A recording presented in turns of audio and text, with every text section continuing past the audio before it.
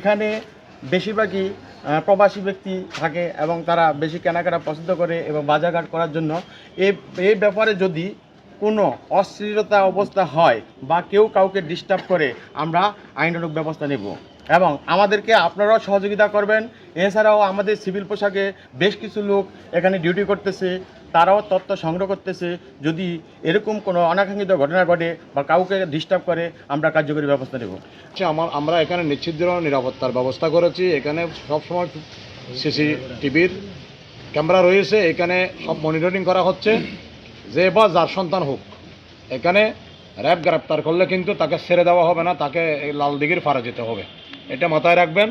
মাথায় রেখে নিজের ছেলেকে রাস্তায় আসতে দিবেন। আপনার ছেলের ব্যাপারে আপনি ভালো জানেন, আমরা জানি না।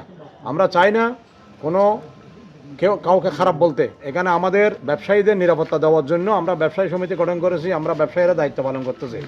সো আমরা যে কাজ করতেছি, আমাদের কাজে বাধা হয়ে কেউ দাঁড়ালে তাকে আইনানুগ ব্যবস্থা নেওয়া হবে, তাকে আইনের মুখোমুখি করা হবে। এটা মাথায় রাখবেন। এখানে কোনো ইফটিজিং, ছাঁদাবাদি, বকাটেফোনা, এখানে মাস্তানি এগুলো চলবে না। এটা হাটাদারি, শান্তিপ্রিয় হাটাদারি। এখানে শান্তিপ্রিয় থাকবে।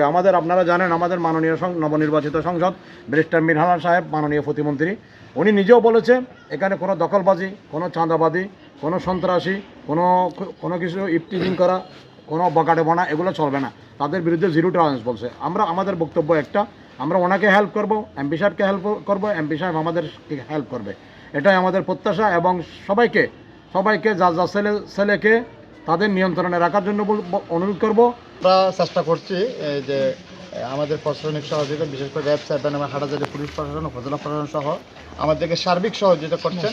আমরা হাটাজারি ব্যবসায়ীদের পক্ষ থেকে ওনাদের প্রতি কৃতজ্ঞতা জানাই, ধন্যবাদ জানাই।